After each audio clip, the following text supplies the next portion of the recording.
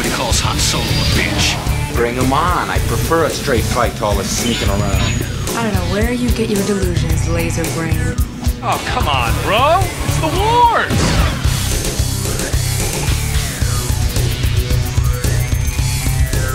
Well, for right now, another week means another chapter of The Mandalorian to talk about. But our excitement for The Mandalorian has also left us with some housekeeping to take care of.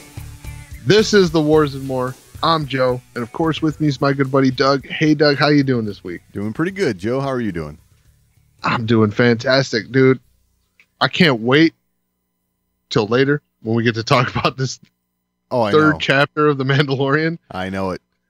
This is proving to be some really excellent Star Wars. No doubt. But like I said, our excitement for this show has really kind of set us back a little bit on other stuff. Yeah, a little bit. Which is okay. It's okay, and it happens. We've been waiting for this show for a while, and for it to be having a reaction like this is a good thing. Oh yeah, totally. That means our excitement was warranted. Yeah, no doubt. But one of the things we have to get to, and we haven't covered for, let's see, Chapter 3 of The Mandalorian, 3 episodes of Resistance to talk about. Nice. So, yeah, we've got 3 episodes of Resistance to cover. I gotta say, unfortunately, it was a worthy cut for us. Yeah. For the last couple of weeks, because it just hasn't been doing what it was doing at the end of last season and even the beginning of this season. Right. This show, we all understand that the show's not, the heavy, hard-hitting Star Wars. This is going to be, instrumental to the lore of Star Wars, blah, blah, blah. We get all that, right? It's a fun kid's show, okay?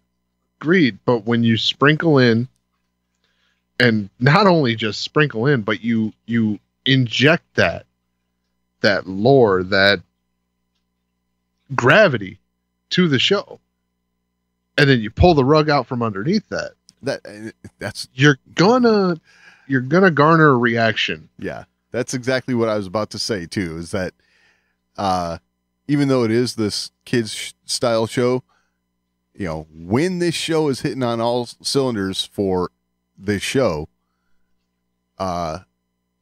it's good for what it is, and yes, these past couple have been kind of,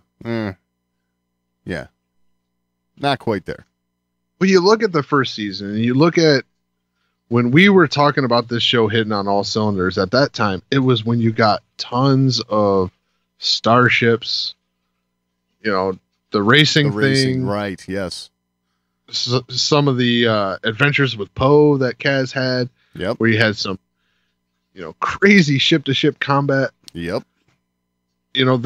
That's when the show was hitting on all cylinders. And then they added another element to that when they started injecting everything that was happening throughout The Force Awakens. Exactly. And the destruction of Hosnian Prime and right.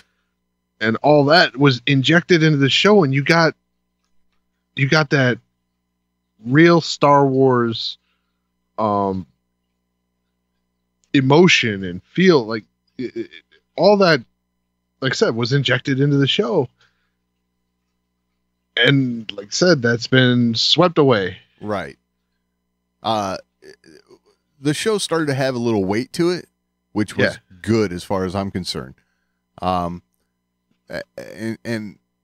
we talked about it early on for season 2 here. This is going to be the end of the show. It's the last season for the show. They've announced that. And we thought, okay, with it being the last season, we're going to have a lot more of these weighty episodes to round it all out. But man, it sure does seem like there's a lot of filler episodes in here. You know? Right. I mean- And, you know, it's like we talked about an episode a few weeks ago, which the one a couple weeks ago was Hunt on Selzor 3, when they were hunting that Jakuz. Yeah. And we were like, okay, yeah, not a great episode for, you know, all that lore and everything that was starting to get injected. But at the same time, this is something that the Colossus needed to survive. Sure. Yeah. So you understand these pieces. Exactly. But, and we'll, you know, we everything, the underlying thread for the first two episodes of what we're going to talk about tonight, From Beneath and Relic Raiders. Right. Okay. And From Beneath, they're going to get fuel. Yes. Something they need. And then this adventure takes place, and you completely forget about the fuel from the part where they say, we need fuel. Right. Then this adventure takes place, and then they get the fuel. Yeah, the fuel is mentioned in the cold open, and then at the end, oh yeah, by the way, we're taking some fuel. Right. That's it, right? And that's the weightier part of the story, really. The part that has more meaning for the Colossus. And right. You know, and then Relic Raiders, you know, okay, we need supplies. Right. They go down for supplies. Then they inject this super intriguing story. Oh yeah. This story was, when they started doing it, I'm like, okay, here we go. Yeah, me too. A Sith temple under a Jedi temple? Are you kidding me? Right. This is the stuff of Star Wars legend, right? Yeah, and then it proceeded to be 20 minutes of Kaz being the court jester. Right. And then, oh, hey, we grabbed some supplies and we're going back to the ship. It's like, are you kidding me right now? I understand. Kids show, right? Yeah. But this isn't what you were doing, you know, 5 weeks ago. Right. So, I mean, even episode 1 of this, you were character building with T.W.A.M. Yeah, exactly. So the sporadic nature of this show right now is off-putting. Yeah, to say the least. I mean, you can have these little side adventures, but you know, make them tie into the greater meaning of what's going on a little bit more too. You know what I'm saying? I don't know. The whole thing where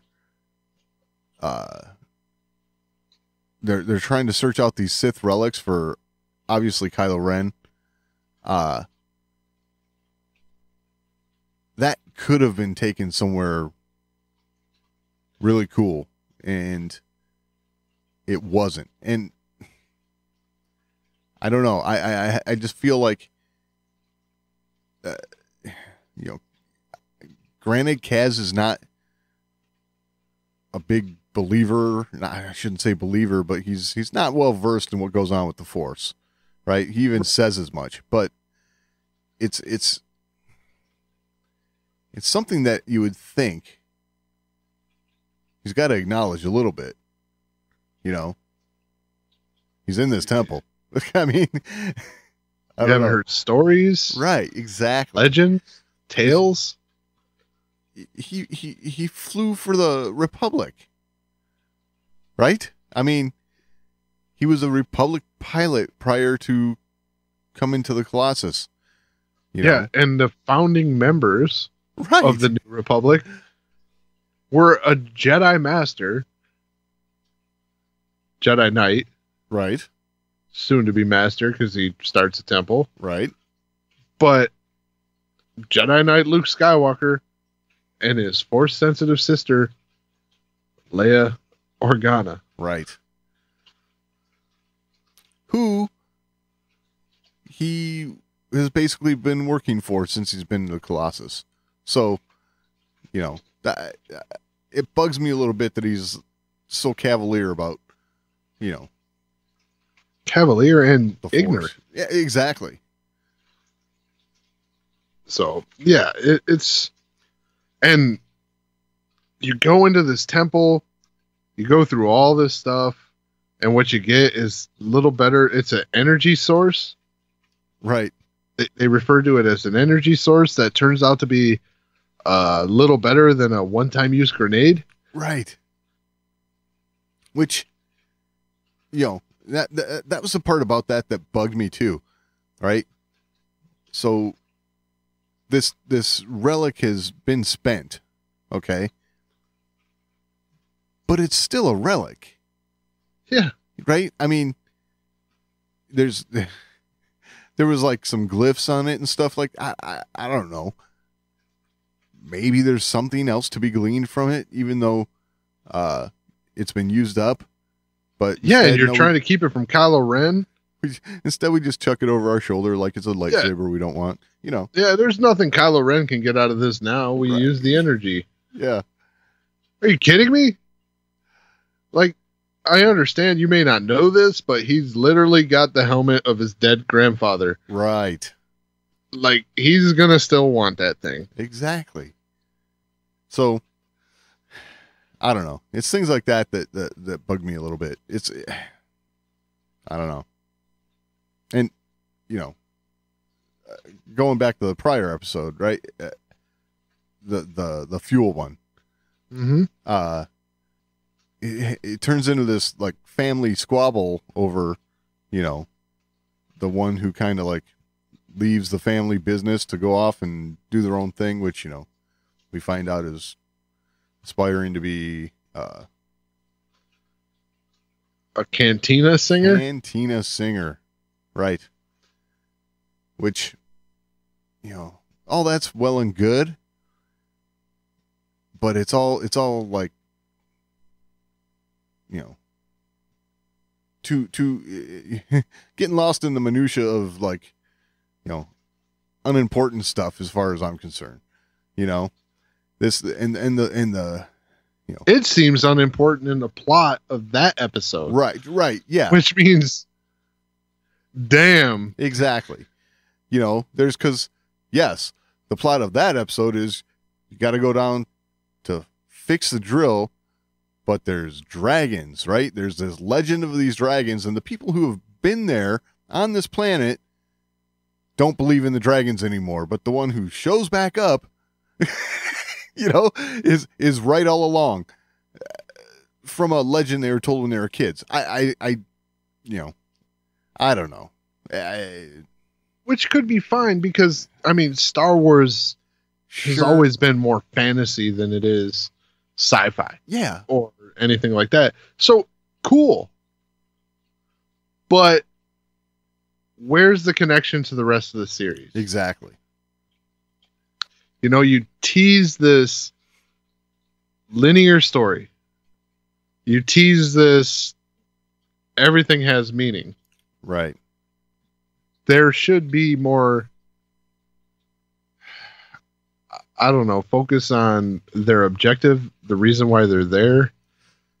Right. So for me, the Colossus needs fuel. Sending a small strike team, right, consisting of some of the aces, to some sort of a fuel depot to, let's say, liberate some fuel, to keep the Colossus going, would have probably had a better story arc. You know what I'm saying? Even though it's a kids type show, I still think it would have played out better. I don't know. So, like, for me, I'm not a writer. Okay. I'm not. Right. Nor am I. But, I mean, if these dragons, right, these creatures, Yep. would have posed some sort of threat to them getting that fuel, I think it changes the whole feel of this arc or this episode. True. Right. So if they pose a threat to them completing their objective to sustain the Colossus, then there's a lot more weight to this story, and it keeps this thread alive. Right. Whereas just like, oh, if you come help us get this running, then yeah, you get that fuel. Well, right. And you lose that in 20 minutes of the episode. That's what they're there for. yeah. And, it turns out there's this, moral of the tale, I guess, that, the dragons just wanted to be left alone and you were deep core drilling and, you shouldn't do that. Yeah, they were just trying to protect their family. And now that you closed them off, they're happy again. Exactly. Yeah. That's the, that's the part that it's a great episode of Dora the Explorer, There you not go. so much a great episode of Star Wars. Thank you. Yes. I mean, I hate to be like that, but Well, no, you're right. You're hitting it on the money there with that. and it wouldn't be this way if they would have left the greater story out of it. If this show would have been what this show started as, right?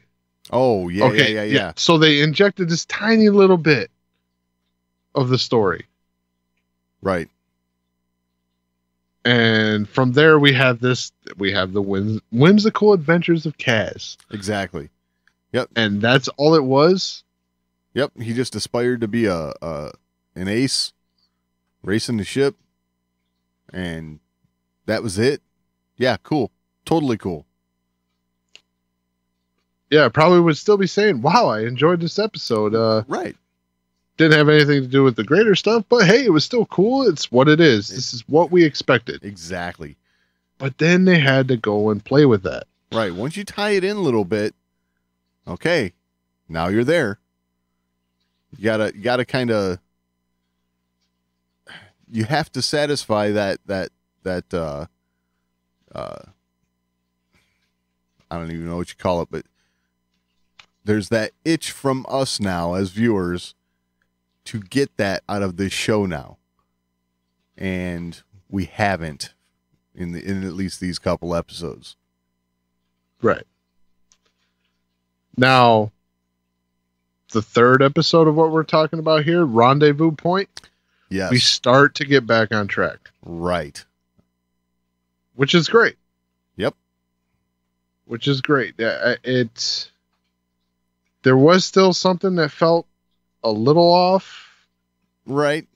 I can't quite put my finger on it, but definitely much more of a return to form than the other two we talked about. Right. Totally. I was watching this episode and I thought to myself, hey, looks like they're starting to get it here. so yes, I was definitely feeling this one. And it's not like, we don't say get it as like, okay, they weren't like understanding No. Star Wars as a whole, No, right? no, We're not saying that, because there are some things in these other episodes that are very Star Warsy, Right. But but we're looking for story connection. exactly. Once you start, the threads start to meet on certain dots, well, you start to expect some of these to mean something. And here we have the case where, we have Tora's mother, who's a resistance pilot, right? Pilot, you mentioned maybe scout. Supposed to rendezvous with them, but, First Order is like hassling the Colossus and they had to jet out of there. So, I mean, again, there's a connection, right? Mm-hmm. We find out that Tora's mother's in the Resistance, and that's our tie to, what is or could be going on in the greater galaxy. So that's kind of, that had me intrigued. Mm-hmm. But in the end, we didn't really get a whole bunch there, right? Right. But at the same time, we started to revisit something that I mentioned that we were sorely lacking. Yes. Quite a few episodes, which is we started to expand on T.W.A.M's character development. Right. Which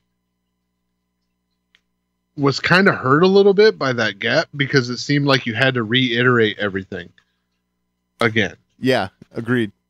Because she's in the same exact spot as when we last left her. Right. And I would have liked to have seen a little more growth with her. It's a character that has really intrigued me since the dawn of the show. Right. She's always been that little, counter. Almost like the anti-conscience. Not really the anti-conscience, but like she's always kind of been the counter to the goofiness. Oh, okay. She's been the character that's always had like a serious thread. Okay. Like there's all this not only like deception going on where she seems pure, in the deception, she's still the one that's like, has the most conviction of our characters. She has the potential to be the greatest good guy in the show. Okay. Right? Yeah. But at the same time, she's also been the grounding character, kind of the counter to the goofy. Yeah. Always kind of had a serious, realistic thread to her arc. Right. Whereas Kaz has been the court jester. Yes. Now the thing about Kaz is, he's always been idealistic, right? Working with the resistance, flew for the Republic, has this certain view of how the galaxy should be run. Right. And T.W.A.M, I say anti-conscience because she's like the dark Jiminy Cricket, saying, well, this could work with the First Order. We can have peace with the First Order kind of thing. But she's been brought up in a world that sees control of neither. Right. Right. And everything that she's heard kind of makes the First or the New Republic out to be disorganized. Right. Has no real order to them. Doesn't stop systems that are completely lawless from being completely lawless because of this non-interventionist way. Whereas the First Order, this peace by ultimate rule thing is appealing to someone like that. Right. Because the end result is peace, and everything they do tends to garner a result. Right. Whereas the New Republic, doesn't really get results, in a system like, let's just throw out Tatooine, for example. A system like Tatooine under the New Republic isn't going to become, what's the word? A bastion of freedom. Yeah, it's not going to become a utopian society. Right. Under the New Republic. It's still going to remain lawless. And pretty much, you could say ruled by the Hutts probably, right? Obviously Jabba's gone, but yeah. Whereas T.W.A.M's probably looking for a little more of a middle ground between the two. Right. The First Order still seems like the better path because it's getting results, whereas the New Republic's just kind of hanging back. Yeah, true. Kind of like Rome in the early days of Rome. Yep. Only cared about the Romans and the elite of the system. Everyone on the outside, okay, even if they conquered it, they just conquered it, said, okay, this person's in charge, everyone else is a slave, Right. You're never truly a Roman. Yes. And this parallels the thoughts of someone else we know in Star Wars, right? Like Anakin, Right. If people don't see it this way, they should be made to see it this way, kind of thing. Yeah. Heart's in the right place. Right. Path's a little questionable. Exactly. Definitely a means justifying the ends kind of thing. Right. Or ends justifying the means. Yeah. Had it backwards. Yeah. So I guess in summary, do you have anything else to add before I summarize? Not really. I mean, I think we touched on the general points of these episodes that struck our nerves here. Right. So in summary, From Beneath and the Relic Raiders, while both episodes had a lot of potential in what they could offer, to us fell short. Rendezvous Point seemed like a little bit of a return to form, but still not quite reaching the mark that this show has set, leading up to this point. Right. But on a positive note, headed back towards the direction this show was heading, and hopefully it keeps heading that direction, and the show will be really encouraging for us going forward. Have something to add to the conversation? Or you just want to let us know how we're doing? Email us, show@thewarsandmore.com. That's the best place to get in on the action. But if social media is a little more to your liking, @TheWarsandMore on Twitter is always a good place to interact with us. And we're also on Facebook, facebook.com/TheWarsandMore. And of course, your portal to this and everything else, The Wars and More, is thewarsandmore.com. Okay, so not to completely sound this way, but the moment we've all been waiting for, The Mandalorian. Let's talk The Mandalorian. It's okay to sound that way, Joe.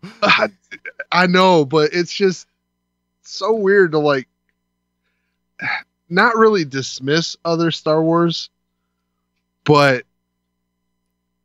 to be so excited about one piece of Star Wars and not so much about the other just feels a little wrong to me. Yeah, I totally get it, but I would say let's just put ourselves in the mindset of we are celebrating The Mandalorian, for sure. Yes, and this show is fantastic.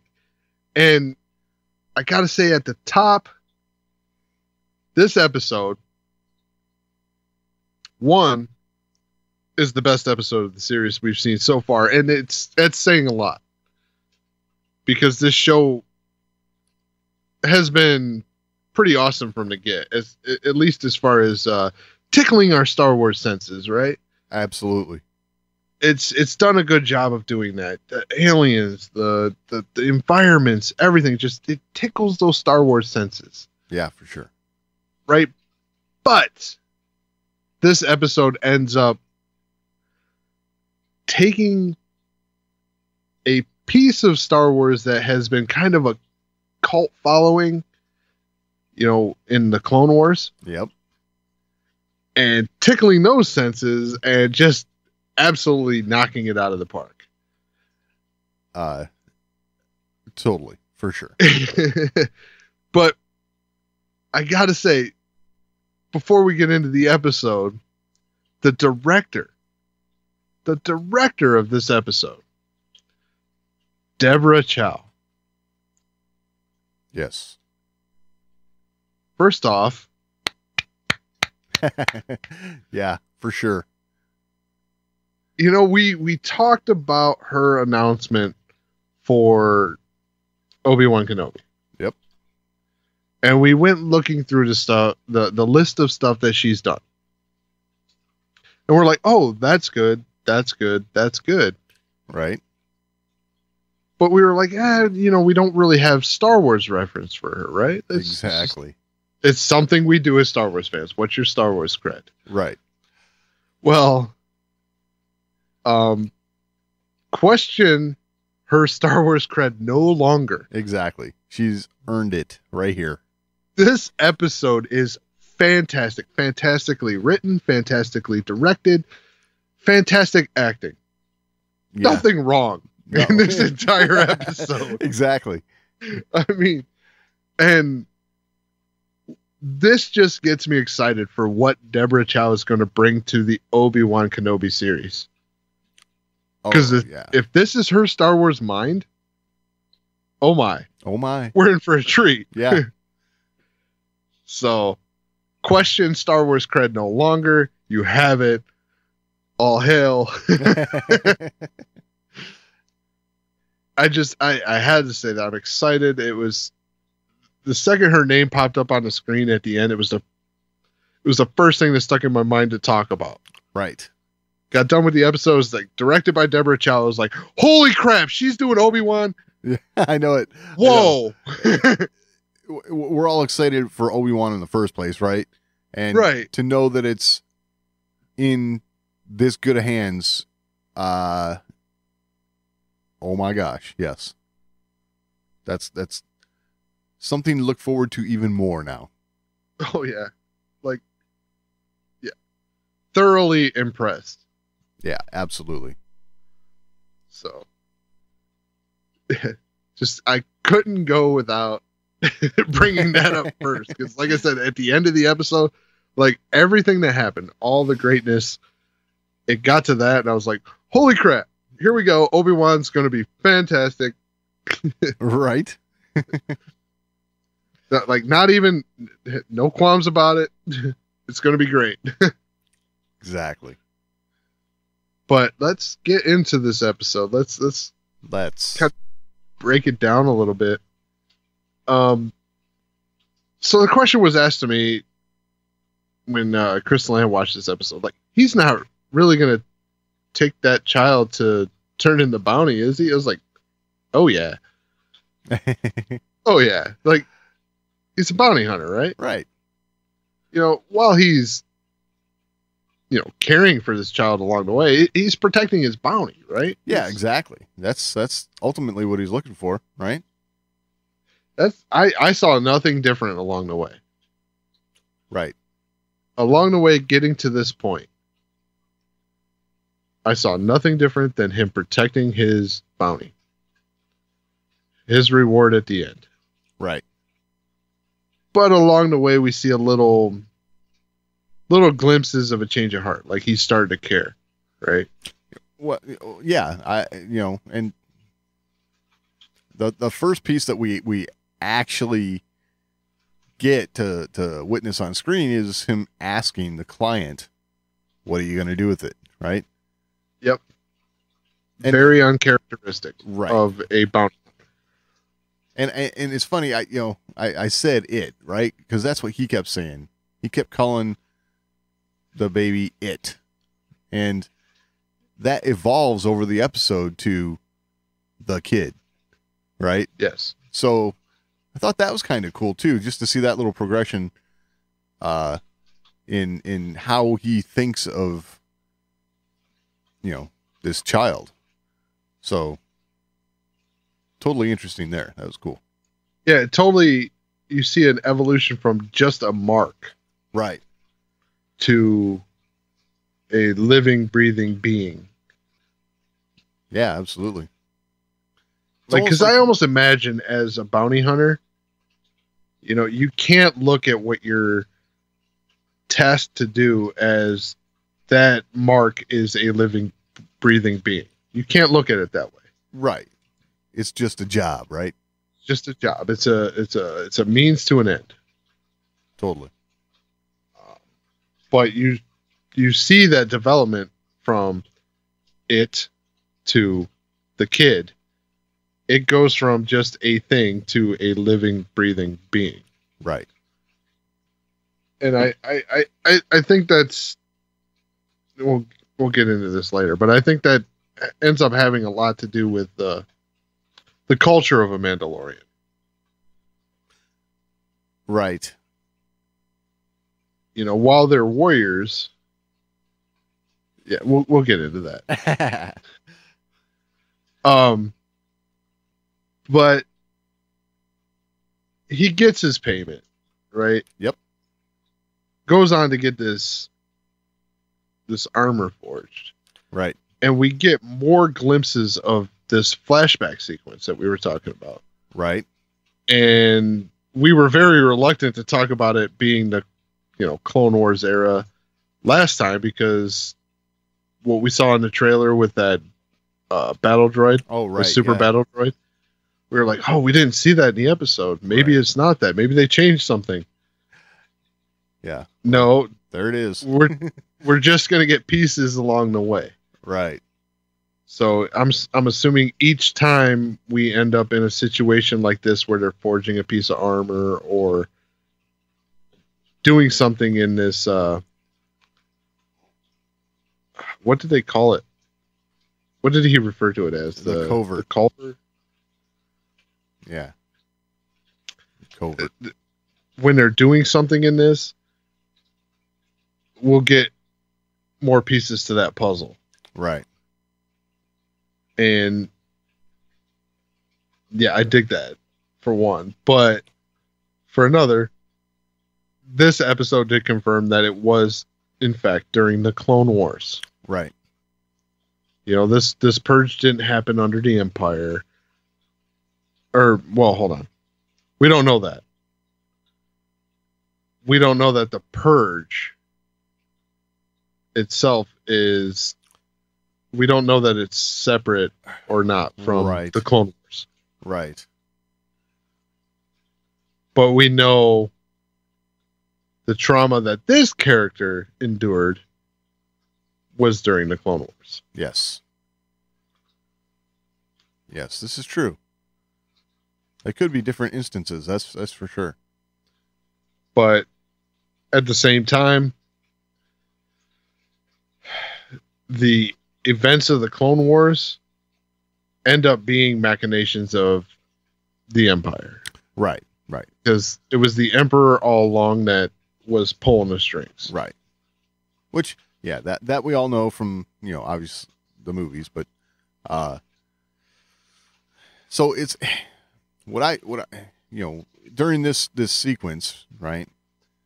Just prior to actually the part that really got me was the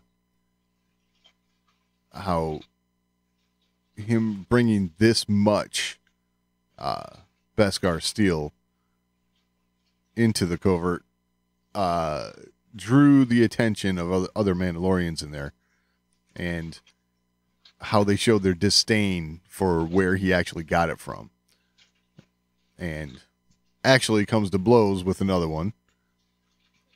And the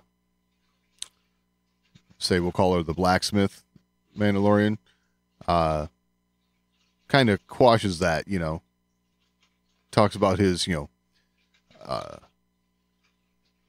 he wouldn't take up this way of life if he didn't have courage, right?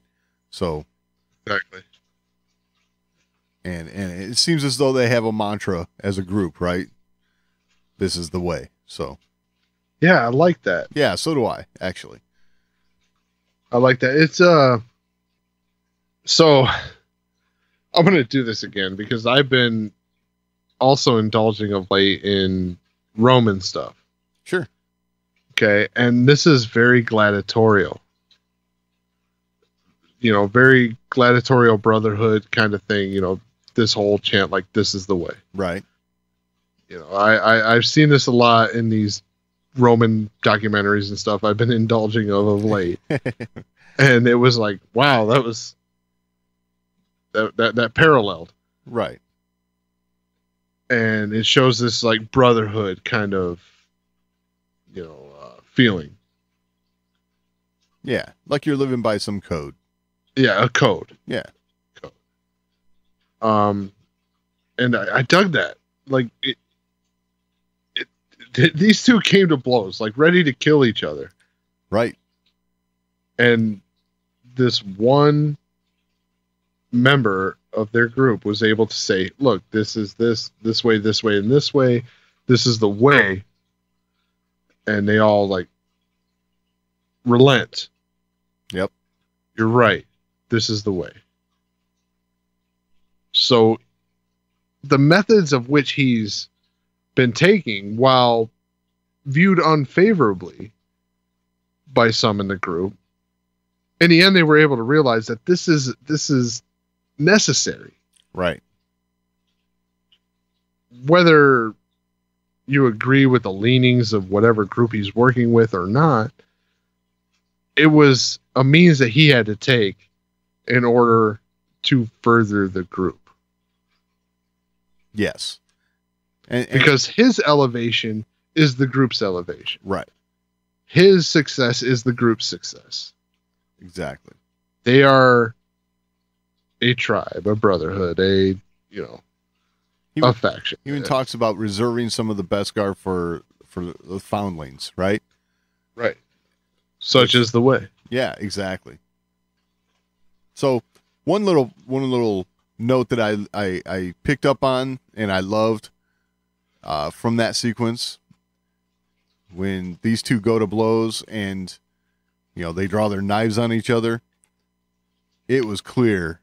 I thought so when he was fighting the Mudhorn, but it was clear in this scene. These are vibroblades. So, they get into this little standoff where they're both,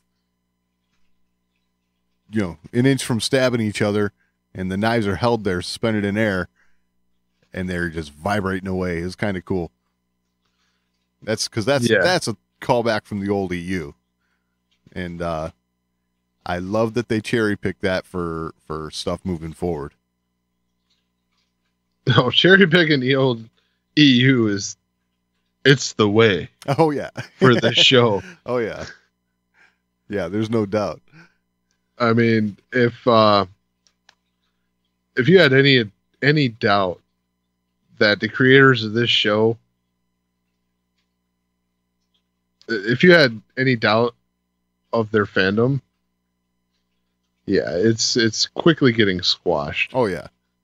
Their fandom is coming through loud and clear. I was going to say, at this point, I have no doubts about it, right? And, I'd say they have a firm grasp of what they're doing and where they're going, and they're doing it quite well. Yeah, this is truly taking fan fiction to the mainstream. Yeah. Yeah. I mean, it's clear. Jon Favreau's a fan of Star Wars, and this is something he's wanted to do. Right. This is not, oh, I got this great opportunity, I'm going to embrace it. No, this is something he wanted to do. Right. Yeah. Not only is he a fan of Star Wars, as a filmmaker, right?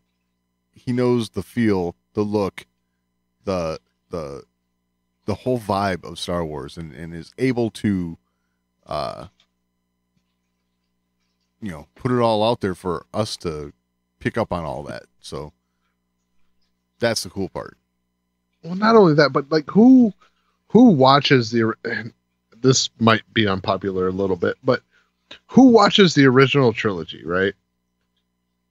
And when they become a filmmaker, goes, if you ever do anything about Boba Fett, I want to do it. If you do Boba Fett, I got to be involved. I got to do a Boba Fett series. Who does that? I'm sorry. Boba Fett's cool looking and all. But it's really not the weightiest character to go, it's true. Okay, I want to throw everything I got into this. Right. It's just not. Unless you take in some of the EU stuff. Right. Unless you take in Shadows of the Empire. Yeah. And more. Like, you don't say, I want to do a Boba Fett series if you're not into it. Yeah, totally. Because in the 2 films he was involved in from the get-go, there just isn't much to the character. Right. Nothing to say, oh, wow, I saw that. That got my creative juices flowing. I got to do a Boba Fett series. Yeah. The main thing he's got is intrigue, and with this show, I really don't think we're even getting, Boba Fett's intrigue expounded upon here. This is a different character. It's a different time. It's a different story. So, yes, the armor's similar, but I think that's about it. Put that out there because Jon Favreau has been vocal in the past about doing Boba Fett. Sure. So that's why I bring up Boba Fett. Right. Only because of his apparent love for the character before this. Yeah. And you look at how this character's been designed, and you looked at the little intricacies that have been put into it. This blaster rifle he's got. Right. It's from the holiday special. Yes. And carried by Boba Fett. So this is okay. We're getting down in the weeds, but really quick, this rifle, this is a convergence of two different things, right? You mentioned the holiday special, yes, and then it is also the scene where Vader looks right at Boba Fett and says, "No disintegrations." So combine that line along with that rifle, the image of it from the holiday special, we have a rifle that can disintegrate people. It's like perfect, Right. But you're also seeing this Boba Fett fanboy idea come to life in what you've seen so far. Yeah. You take that piece from the holiday special, this piece from Empire, and you bridge the two together and you've got this weapon. Yes. Okay. So that's a Boba Fett fanboy talking. Yeah, absolutely.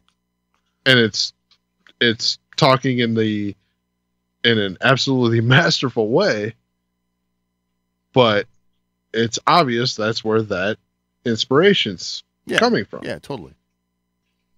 And then you combine that with everything we've seen in the Clone Wars, things like that, coming about Mandalorians, and you've got a recipe for success. Oh yeah. So that's the one big reveal from this episode, right? That, and I know we're skipping right to the end, but who cares? Why not? Yep. So the Mandalorian gets pinned down with the baby Yoda. All looks hopeless until all of a sudden you see this rocket fly overhead, over his shoulder, up in the sky. And it's like, what was that? And then all of a sudden you see like 8 Mandalorians flying in with jetpacks. My God, this is something I know, Joe, you and I have had these conversations. Yeah. The Clone Wars Mandalorians that we saw doing all these maneuvers, the chase scenes and stuff with these jetpacks flying around.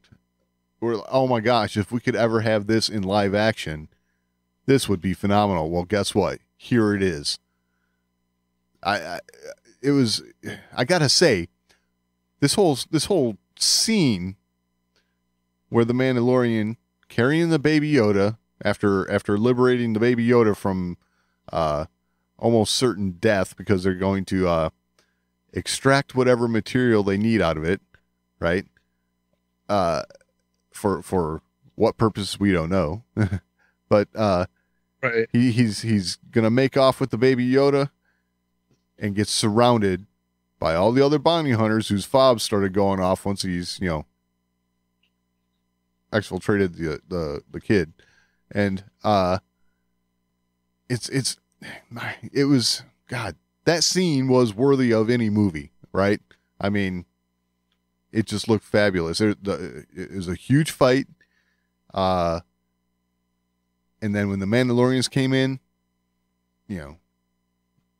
they all step up. They're backing up their brother in the tribe. He even expresses the fact, we're going to have to move the covert, and the same Mandalorian he got in the fight with earlier says, this is the way. And,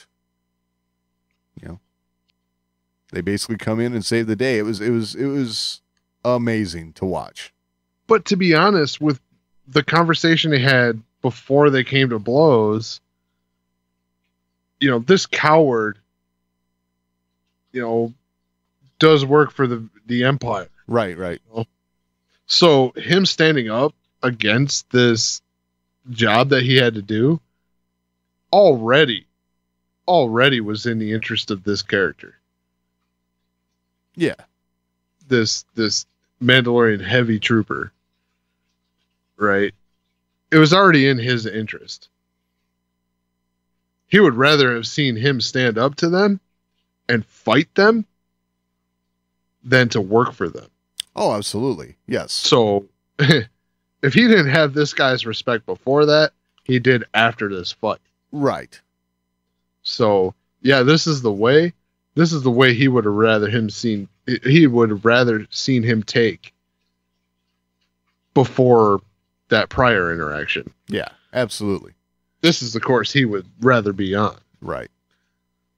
Something we kind of touched on, you and I, was how, with the Mandalorians, and we're talking even back to the Clone Wars, Mandalorians, there's this whole structure of honor, right? Very similar to like what you would think of with samurai. And to just give up this bounty, this kid, the Mandalorian must have felt there was no honor in doing that. So he had to, he felt like he had to go back and get this kid out of the situation he put it in. Yes. So agreed. And you see that this is totally an honor thing. Yes. He takes these other bounties, bail jumpers, things like that. Yeah. People who have done something wrong. Absolutely. They deserve what they're getting. This child has not earned a fate like death. Right. And this Mandalorian cannot accept that because he's all about honor. Yes, exactly. He cannot sentence this kid to death merely because someone's paying for it. There's no honor in that. This kid's done nothing wrong. So, yeah, it makes sense that he would go back. And I gotta say, leading up to this, this dates back the way Doug presented this to me, because Doug watched this episode first. And I hadn't watched it yet. And he's like, Joe, you need to watch this. He's like, you need to think back 5 years ago to our conversation and watch this. This is something we talked about. We wanted to see, dude. Yes. And I'm like, oh, crap. Okay. I went out at lunch and started watching it, and this is why we talked about, we want to see the Clone Wars in live action. We want to see these Mandalorians in live action. Right. How cool was, those scenes where they're fighting in the air, jetpacks, shooting at each other, shooting at ships. Yeah. How cool was all that? To see that in live action would be literally a dream come true. And when they come flying in on jetpacks, it was literally a dream come true. Yes. And just, kind of wet the tongue for the thirst of more of that. Absolutely. All I got to say is, I got to get me one of those. Yeah, I agree. One other thing I got to add before we get out of here, because we got to get out of here. Right. Was I did get a kick out of, in the beginning of this episode, he takes that ball for his throttle there. Yeah. Away from the baby Yoda there. Says, that's not a toy. And then at the end of this episode, you see these hands reaching up after he saves him and everything. You see these hands reaching up. He unscrews that ball and drops it down to him. He's made a little friend there. Oh, yeah. That was cool. That was awesome. I love that. Uh, Just the little things, you know? So the dichotomy between those two scenes, the one where he takes it away and the one where he gives it back to him, I think goes hand in hand with him calling the kid it or the kid. Yes. And it's an evolution in the character that we, picked up on and I love to see, to be honest. Yeah. In the beginning, it was a mark. It was a bounty. Yep. In the end, it was a living, breathing being. Exactly. And he saw the honor in that and the honor in protecting that. So. Totally. You saw that evolution in the character, and I'm looking forward to it. I do got to say, and I am a little disappointed in the fact that this is off the rails just a little bit. One last thing before we leave. Okay. We have not seen Cara Dune yet. I know. I'm really clamoring to see this character. Yep. I'm anticipating her introduction as well, but I got a feeling that's going to be soon. I really hope so.